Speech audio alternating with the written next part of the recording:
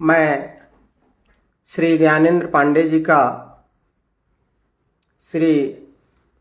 पांडे मधुरज जी का हृदय से आभार व्यक्त करना चाहूँगा सर्वप्रथम, क्योंकि आप सदैव हम सभी को इस पटल से जोड़ते रहे हैं और आज भी आपने मुझे जोड़ा है। मैं जो भी सज्जन जुड़े हुए हैं उनका मैं हृदय से आभार प्रकट कर रहा हूं, उन्हें साधुवाद देना चाहूँगा। आज जो पांडे जी ने मुझे टॉपिक दिया है, आज शब्द वाणी और साहित्य पे एक छोटा सा व्याख्यान देते हुए मैं अपनी एक आध दो रचनाएं आपके समक्ष पेश करूंगा। सर्वप्रथम तो हम सभी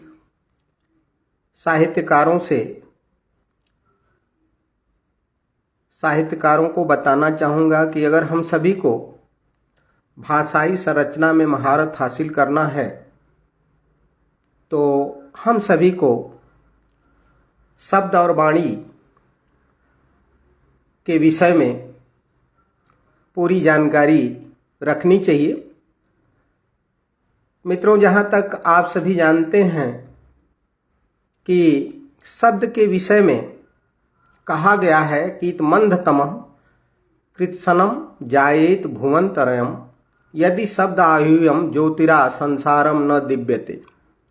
यानी यदि ईश्वर ने शब्द का प्रकाश नहीं फैलाया होता तो निश्चित जानिए कि तीनों भुवनों में अंधकार की कालिमा व्याप्त होती। अगर शब्दों की सात्विक साधना की जाए तो शब्द ही ब्रह्म है।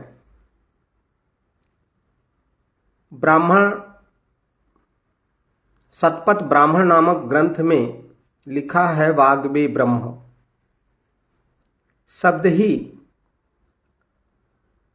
शब्द सार्वकालिक है, सार्वभौतिक है, सार्वभौमिक है। शब्द अनुदित होकर के लोक भोग्य बनते हैं। इसीलिए हम इसे अक्षर के नाम से भी जानते हैं, यानी जिनका अक्षरण न हो उसे हम अक्षर कहते हैं। अनुशीलन करना चाहिए और शब्दों में अक्षरण हम सभी को नहीं करना चाहिए। अगर वास्तव में हम सभी कवि और साहित्यकार हैं तो इन शब्दों की ऊर्जा को हम सभी को अच्छे ढंग से इनका प्रयोग करना चाहिए। अब हम आते हैं कि शब्दों के ही संयोजन से आप सभी जानते हैं कि वाक्य बनते हैं, वाणी निःसृत होती है। शब्द ही वाणी का विन्यास और जीभ उसका माध्यम है। वाणी के संदर्भ में हमारे आचार्य दंडी ने लिखा है कि वाचा में प्रसादेन लोक यात्रा प्रवर्तते। वाणी के ही प्रसाद से हम सभी की भौतिक क्रियाएं जारी हैं।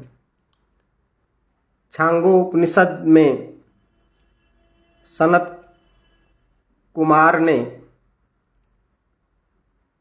नारद को उपदेश देते हुए कहा है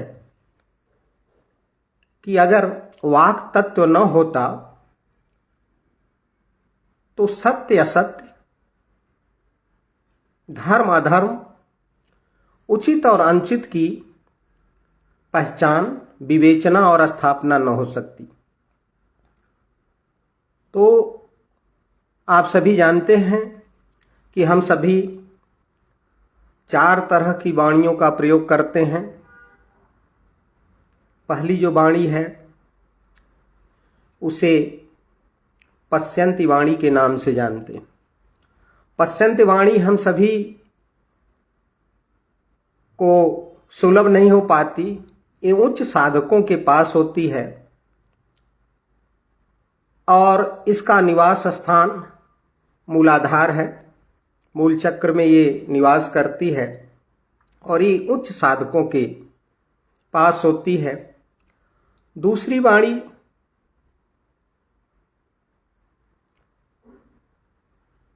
जैसा कि हम सभी जानते हैं, पश्यंती होती है, सारी परावाणी जो है उच्च साधकों के पास होती है। परावाणी को जो है आकाशवाणी भी पहले लोग कहते थे। तो परावाणी जो है उच्च साधकों के पास होती है। दूसरी वाणी जो होती है वो पश्यंत वाणी होती है। पश्यंत वाणी जो है नाभि में उसका स्थान है। सिद्ध कवियों के नाभि में इसका स्थान है, जिसको हम लोग ब्रह्म स्थान भी कहते हैं। और इसमें कहते हैं कि माँ सरस्वती का वास होता है। तो ये हमारी जो है परा पश्यंती। और एक मध्यमा वाणी होती है। मध्यमा वाणी का स्थान हमारा हृदय स्थल है। और जिनकी वाणी में प्रेम, दया, करुणा, परोपकार की भावना होती है, उनकी वाणी मध्यमा वाणी कहलाती है। इसका स्थान हृदय स्थल है। और चौथी जो वाणी होती है, आप सभी जानते हैं, जैसे आम लोगों की जो वाणी होती है उसको बैखरी वाणी कहते हैं। बैखरी वाणी कंठादेश में निवास करती है। वैसे तो मित्रों सारी वाणियाँ कंठादेश से मुख निसृत होती हैं, लेकिन जिनकी वाणी कल्याणी नहीं होती वो निश्चित तौर पे बैखरी वाणी बोलता है। केवल वो अवसर का लाभ उठाने के लिए ही उसकी ताक में रहता है। और झूठा, पाखंडी, बेईमान इत्यादि विशेषणों से उसे संबोधित हम लोग करते हैं। तो बैखरी वाणी केवल अवसर का लाभ उठाने के लिए लोग प्रयोग करते हैं। तो इस तरह आप सभी को मैंने वाणी के प्रकार पे चर्चा की। परावाणी, पश्यंती वाणी, मध्यमा और बैखरी। तो मित्रों वाणी पर भी हम सभी को विशेष ध्यान देना चाहिए। अब आइए वाणी के संदर्भ में हम एक आप सभी को विशेष जानकारी देना चाहेंगे कि वाणी में कुल 8 शक्तियाँ विद्यमान होती हैं। शायद हम में से बहुत लोग को ये जानकारी नहीं है, लेकिन मैं उसका भी विवेचन कर देना चाहता हूँ कि वाणी की वांग देवी की जो 8 शक्तियाँ हैं वो मैं बताना चाहूँगा। पहली जो शक्ति है वो वसणी की होती है। वसणी मीन्स होता है आकर्षित करने की क्षमता। तो वाणी की पहली शक्ति वसणी की है। दूसरा कामेश्वरी, माने उत्तेजित करने की भी वाणी में क्षमता है। और तीसरी मोहिनी, माने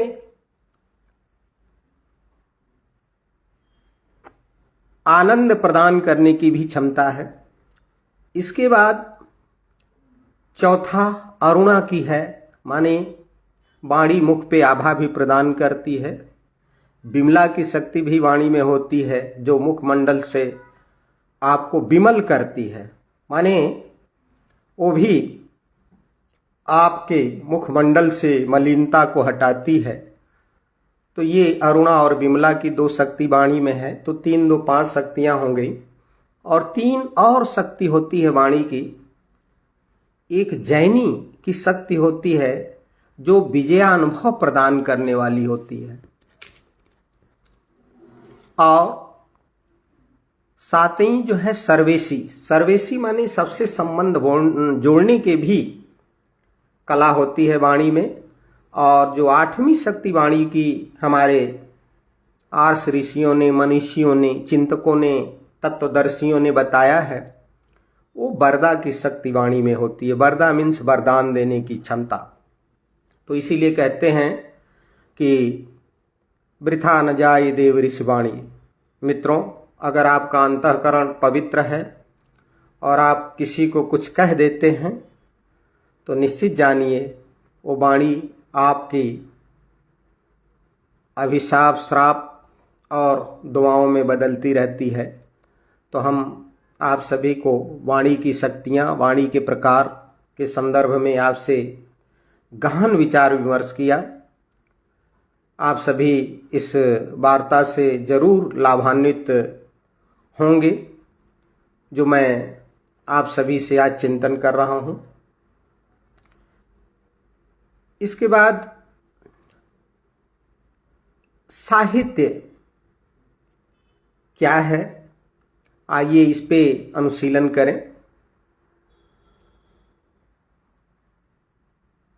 मित्रों, मानव जो है वो साहित्य का लक्ष्य है, और वास्तव में उसे हम साहित्य नहीं कह सकते जो व्यक्ति के दिमाग को तेजोदीप न बना सके, उसके हृदय को पर दुख कातर न कर सके, उसे संवेदनशील न बना सके, उसे साहित्य कहने में मुझे गुरेज है। और साहित्य के संदर्भ में आप सभी जानते हैं कि ये स्वप्रसूता कवि अपने साहित्य का स्वयं दृष्टा, सृष्टा और अनुभंता होता है। आनंदवर्धन ने भी एक जगह लिखा है कि अपारे काव्य संसारे कविरेकः प्रजापति तथास्मे रोचते विश्वम तथा विपरिवर्तते। कवि अपार काव्य संसार का एक तरह से वो प्रजापति है, और वो जैसा चाहता है वो अपनी रचना में वो ऐसा संसार बसा लेता है, और जिस तरह से परिवर्तन वो करना चाहता है वो परिवर्तित भी उसे कर लेता है। और गद्य के संदर्भ में हमारे मनीषियों ने चिंतन किया है कि गद्य कवि नाम निकषम बदंती, गद्य कवियों की कसौटी होती है। तो मित्रों, हमारे जो साहित्यकार हैं, उन साहित्यकार बंधुओं से या जो भी हमारे साथी जुड़े हुए हैं, उन्हें मैं थोड़ा सा जरूर अनुनय विनय करूँगा कि शब्दों की शक्तियाँ, वाणी की शक्तियों पर विशेष अनुशीलन करें। अपनी रचनाओं में अनावश्यक शब्दों का समावेश न करें। शब्दों की ऊर्जा पर विशेष ख्याल रखें। बहुत सारे लोग आजकल इस तरह के साहित्य रचना में लगे हुए हैं जिसका कोई निहितार्थ नहीं है। पैसे उनके पास है, पुस्तकें छपवा देते हैं, और आप पढ़िए तो वही लगता है कि बस कूड़ा कबाड़ ही है। तो ऐसे साहित्य को सृजित करने का मेरी समझ से तो कोई औचित्य नहीं है। तो मित्रों, शब्दों और वाणी के विषय में हम सभी को जरूर सचेत रहना चाहिए, तभी आपकी रचनाओं में जीवंतता आ सकती है, ये मेरा मानना है। तो साहित्यकार जो है, अब आइए हम साहित्यकारों के गुण पर भी चर्चा कर लें। साहित्यकारों में भी कई गुण होते हैं। वो पहले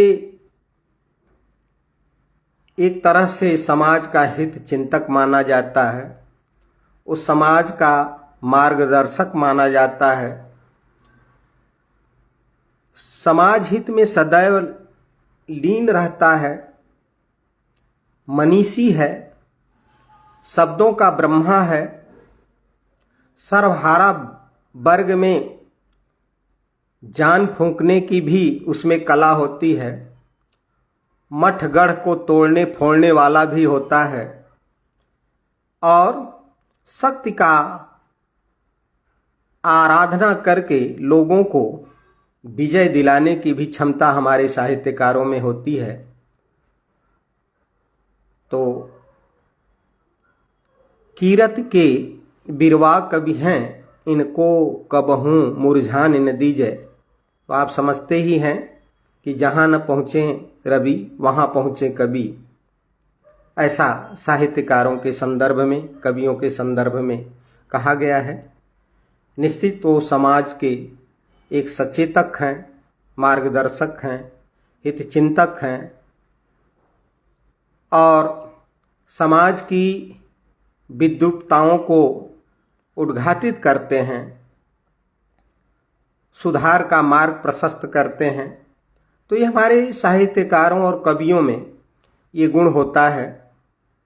तो निश्चित तौर पे हम सभी को शब्द वाणी पर विशेष जोर देना चाहिए।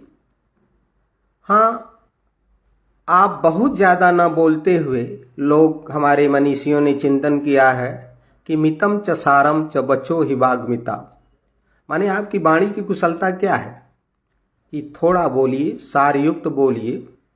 जैसे कबीरदास जी लिखते हैं कि सूप का जो स्वभाव है कि सार सार को गही रहे, थोथा दे उड़ाए। तो उस तरीके से हम सभी को शब्दों का प्रयोग करना चाहिए। शब्दों के इत्तिफाक को बदलाव करके देख, यूँ देख करना मुस्कुरा बस मुस्कुरा के देख। तो शब्दों के हेर फेर से भी आप जानते हैं अर्थ बदल जाते हैं। और शब्द संभाले बोलिए, शब्द के हाथ न पाँव, एक शब्द करे औषधि, एक शब्द करे घाव। माने शब्द ही सुख और दुख, पीड़ा और मरहम होते हैं। तो शब्दों का प्रयोग हम सभी को बहुत ही सोच समझ करके करना चाहिए। वैसे कहते तो हैं कि प्रिय वाक्य प्रदानेन सर्वे तुष्यति जंतवा, तस्मात् दे वक्तव्यम वचने किम दरिद्रताम। लेकिन नहीं मित्रों, शब्दों का बहुत ही सोच समझ करके हम सभी को उसका उपयोग करना चाहिए।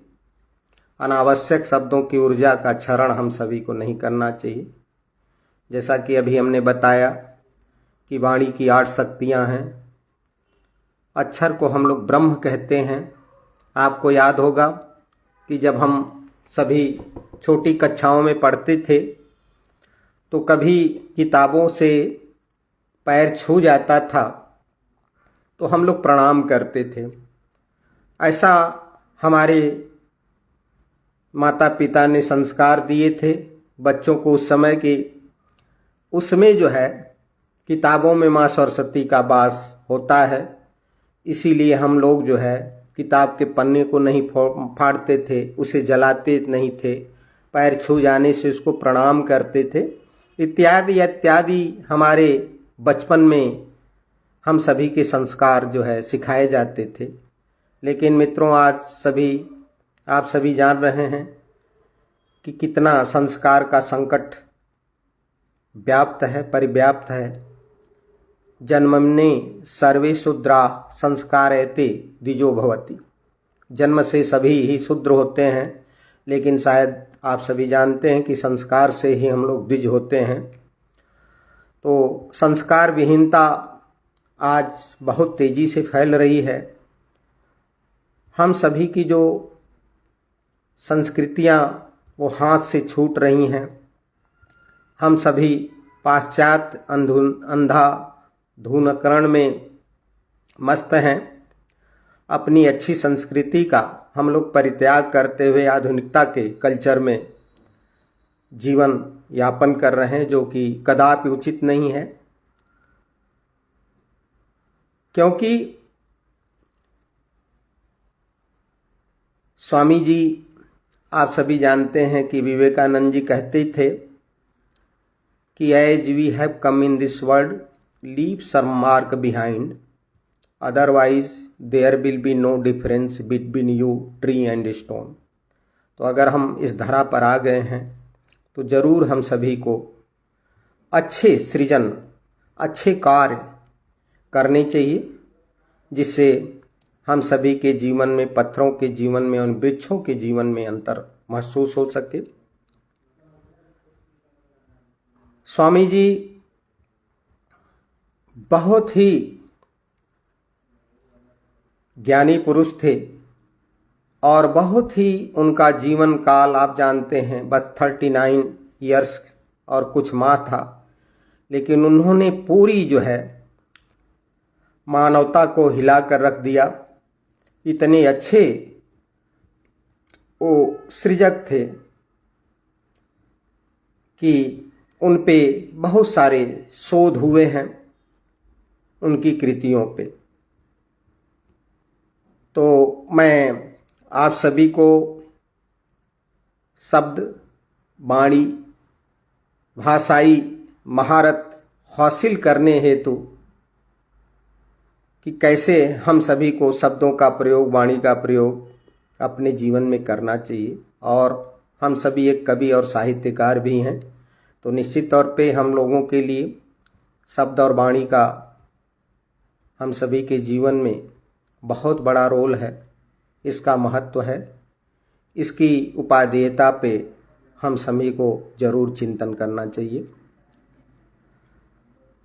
और मैं साधुवाद दूंगा मैं एक बार पुनः अपने ज्ञानेंद्र पांडे जी का, जो समय समय से मुझे जोड़ते रहते हैं। मैं यद्यपि आज मैं हैदराबाद में हूँ, मैं कहा था कि पांडे जी आज मैं हैदराबाद में हूँ बच्चे के यहाँ, लेकिन उन्होंने कहा कि कोई बात नहीं सर, आपकी वार्ता जो है हैदराबाद से ही हम लोग सुन लेंगे और शायद अच्छा लगा होगा वाणी के प्रकार और शब्दों की उपयोगिता पे। अगर कोई त्रुटि रह गई हो तो उसके लिए हम आप सभी विद्वज्जनों से हृदय से क्षमा प्रार्थी हैं कि इन त्रुटियों को आप क्षमा करेंगे। अब मैं अपनी एकाक दो रचनाएं जो इधर बीच लिखा है उसको मैं आप सभी के समक्ष रखना चाहूँगा, लेकिन चूंकि इसी मोबाइल में है तो थोड़ा सा इसमें खोलने में दिक्कत है। अभी मैं इसको खोल रहा हूँ। रिंकू,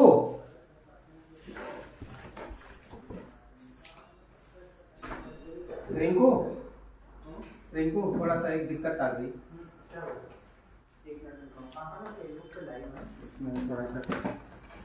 ठीक है, इसको इसमें एक जो है माई कंटेंट वाला खोल दीजिए। इसमें आएगा my content, my content, my content. हाँ, माई कंटेंट में मेरी रचनाएं हैं।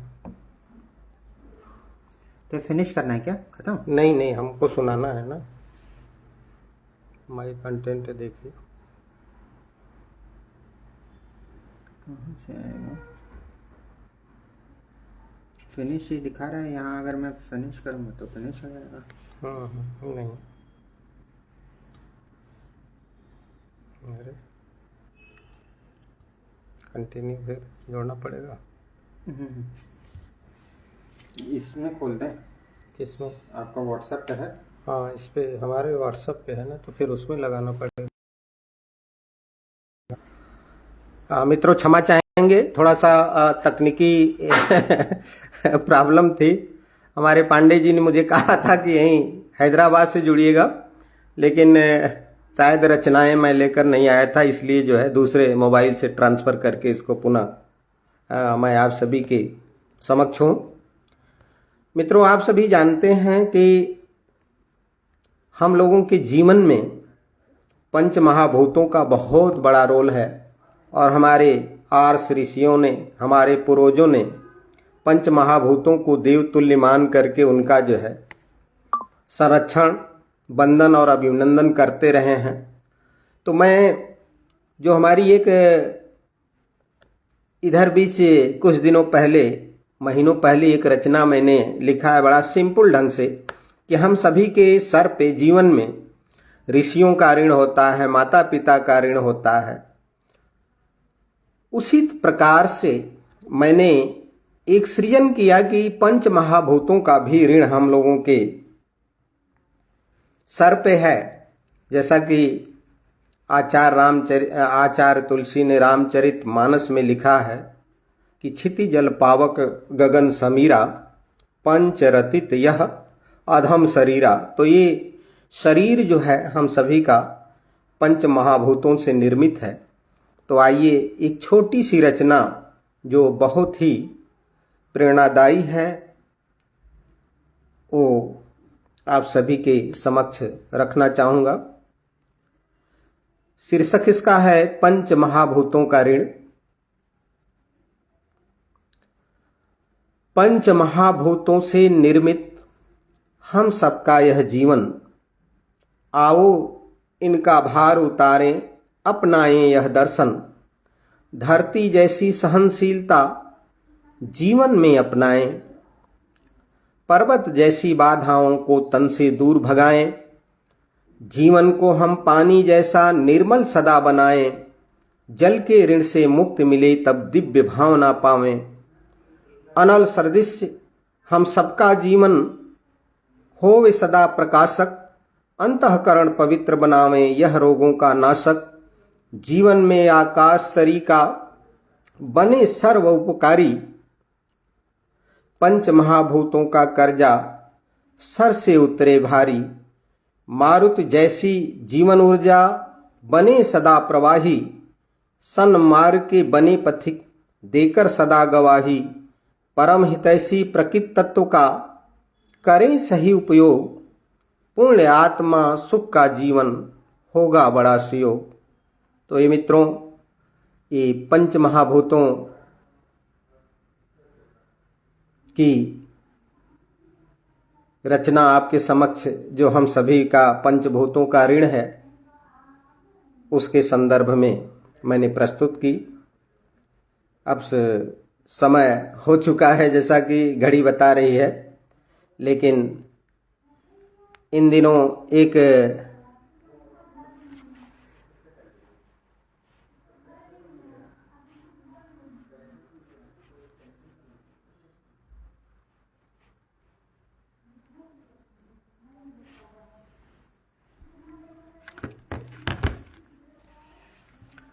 रचनाएं तो बहुत हैं, लेकिन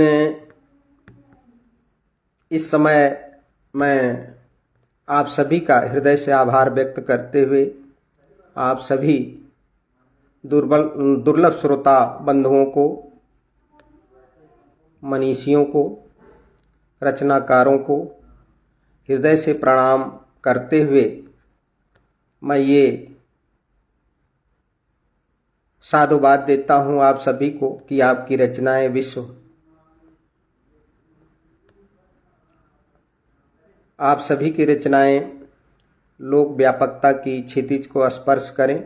आप अच्छा लिखें जिससे आपके लेखन में जीवंतता महसूस हो सके, तभी आपकी और हम सभी की अहमियत कायम हो सकती है।